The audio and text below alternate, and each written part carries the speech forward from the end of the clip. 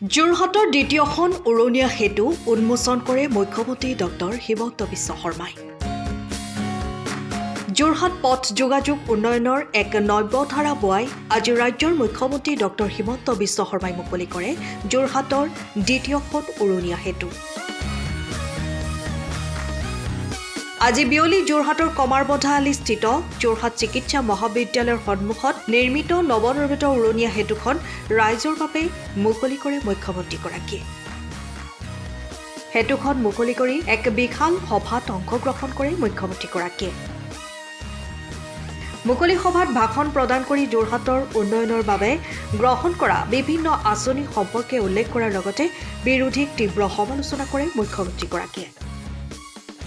মুখ্যমন্ত্ৰীগৰাকীয়ে কয় যে বিজেপি চৰকাৰে ৰাজ্যত এক উন্নয়নৰ ধাৰা বোৱাই আনিবলৈ সক্ষম হৈছে, যাৰ ফলত ৰাইজ বিজেপিৰ নীতি আদৰ্শৰ প্ৰতি আকৰ্ষিত হৈছে।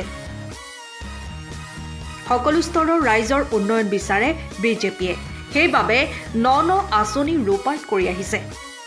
আনহাতে আজি মুখ্যমন্ত্ৰীগৰাকীয়ে যোৰহাটৰ চিনামৰাত নৱনিৰ্মিত সন্মিলন কেন্দ্ৰৰ শুভ উদ্বোধন কৰাৰ লগতে অসম ৰাজ্যিক পৰিবহণ নিগমৰ নৱনিৰ্মিত স্বয়ংক্ৰিয় যান বাহন পৰীক্ষা কেন্দ্ৰৰো শুভ উদ্বোধন কৰে।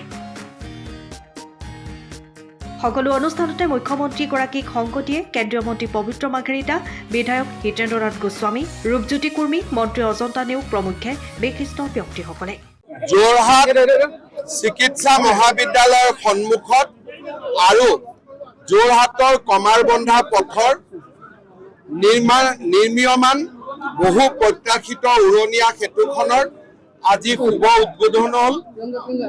৭৮.২৭ কোটি টকাৰে নিৰ্মাণ কৰা 2 লেনযুক্ত এই উৰণ সেতুখনে দক্ষিণে মিছন হস্পিটেল গেটৰ পৰা পূৰ্বোত্তৰ আমাৰ যোৰহাট চিকিৎসা মহাবিদ্যালয়ৰ সমীপৰ পৰা উত্তৰে আৰু দক্ষিণে মিছন হস্পিটেলৰ গেটৰ সন্মুখলৈকে ব্যাপী থাকিব আৰু এই উৰণ সেতুখনে যোৰহাটৰ যান বাহনৰ সমস্যা বহু পৰিমাণে হ্ৰাস কৰিব। যোৰহাটত আমাৰ চৰকাৰৰ দিনত উদ্বোধন হোৱা এইখন দ্বিতীয়খন উৰণীয়া সেতু। আজি প্ৰথম উৰণীয়া সেতুখনে যোৰহাটৰ যান বাহনৰ জঁট কিমান হ্ৰাস কৰিছে তাক আপোনালোকে প্ৰত্যক্ষ কৰিছে। এই দ্বিতীয়খন উৰণ সেতুৱেও যোৰহাটৰ যান বাহনৰ জঁট বহু পৰিমাণে হ্ৰাস কৰিব। ইয়াৰ লগতে চিনামৰা ৰেলৱে ক্ৰছিঙৰ ওপৰত আৰু ভোগদৈ নদীৰ আমি আৰু 2খন উৰণীয়া সেতু নিৰ্মাণ কৰা কামত আগবাঢ়ি গৈছো। মই বিশ্বাস কৰোঁ যে 2026 চনৰ প্ৰথম ভাগতেই এই 2খন উৰণীয়া সেতু আমি উদ্বোধন কৰিব পাৰিম যদি সকলো ঠিকে থাকে। এইখিনি এটা কথা কওঁ, আপুনি যোৰহাটলৈ বহু কাম কৰিছে বা যোৰহাটৰ যথেষ্ট উন্নয়ন হৈছে। যোৰহাটৰ ৰাইজে হয়তো কল্পনা কৰা নাছিল উৰণ সেতুৰ ওপৰতে তেওঁলোক গাড়ী লৈ বা খোজকাঢ়ি যাব পাৰিম বুলি। আৰু ঠিক তেনেদৰে আপোনাৰ বাটেদি যাবলৈ গৈছিল যোৰহাটৰ পৌৰসভাৰ ইঅ'গৰাকীয়ে। তেওঁ যথেষ্টখিনি এইবাৰ 4 কোটিতকৈও অধিক কাম কৰিছিল, কিন্তু যথেষ্ট মোৰ মতেদি না সাংবাদিক না মন্ত্ৰী অফিচাৰৰ ওপৰত ইমান আলোচনা কৰিব নালাগে। সকলো অফিচাৰ একে, সকলোৱে ভাল কাম কৰি থাকিব আৰু ভাল কাম অসমত হৈ থাকিব।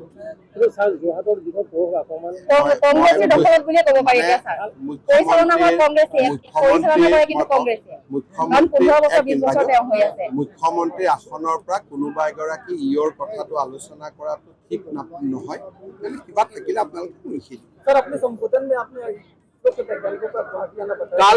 कल इसरो का वैज्ञानिकगण गुवाहाटी आए थे, जो असम के लिए हम लोग एक सैटेलाइट का बात कर रहा हूँ। इसका डिस्कशन हुए, काफी कुछ आगे बढ़ा है। मेरा लगता है कि यही साल में हम लोग MOU भी कर लेगा। हाँ, इसी साल का अंत तक हमारा MOU हो जाएगा। उसमें पूरा पहले हमको खबर मिल जाएगा। कोई अगर कुछ ट्रक्स या कुछ व्यक्ति बांग्लादेश से आते हैं उनको भी हमारा कंट्रोल रूम में हम लोग पकड़ पाएगा। फ्लड का बारे में आगे खबर निकल जाएगा। जैसे लोगों का होता है कि फसल बीमा योजना होते हैं, अगर बाढ़ होता है कौन सा जगह में बाढ़ हुआ, कौन सा क्रॉप का क्षति हुआ, सैटेलाइट से ही तुरंत मिल जाएगा, कोई ऑफिसर को इंस्पेक्शन के लिए जाने का जरूरत नहीं होगा। डिजास्टर से पहले उसका निपटारा कर लिया जाएगा। हाँ, मतलब हमको पहले खबर मिल जाएगा, फिर बाकी जो करना है अलग बात है, लेकिन सैटेलाइट का काम है खबर देना। फिर कोई जगह में रास्ता बना है, लेकिन सचमुच रास्ता बना है कि नहीं बना है, गुवाहाटी से बैठ के ही हम देख पाएगा। कोई जगह में एम्बैंकमेंट बना है, उसी हिसाब से बना है कि नहीं बना है, सैटेलाइट से ही हमें सर्टिफिकेट मिल जाएगा। तो इसीलिए अभी जब हमारा अपना सैटेलाइट होगा, पीडब्ल्यू का कॉन्ट्रैक्टर का रोड कंस्ट्रक्शन कंप्लीट हो जाएगा, उनका कंप्लीशन सर्टिफिकेट हम अधिकारी से नहीं लेगा, हम सैटेलाइट से लेगा। फिर कहीं जगह में जैसे पहले रास्ता अच्छा है, उनका ऊपर भी रास्ता बनते हैं, लेकिन सैटेलाइट बता देगा कि यहाँ रास्ता अच्छा है, नया बनाना जरूरत नहीं है। मतलब एक सैटेलाइट से हमारा सरकार का काफी खर्चा कम हो जाएगा।